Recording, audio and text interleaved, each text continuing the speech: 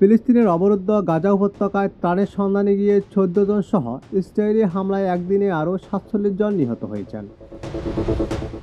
একই দিনে অনাহার ও অপুষ্টিতে আরও ৭ জন প্রাণ হারিয়েছেন।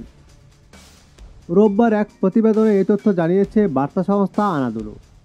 বার্তা সংস্থাটি জানিয়েছে, গাজার স্বাস্থ্য মন্ত্রণালয়ের হিসাব অনুযায়ী গত ২৪ ঘন্টায় হাসপাতালগুলোতে ৪৭ জনের মরদেহ পৌঁছেছে এবং আহত হয়েছেন আরও ২২৬ জন।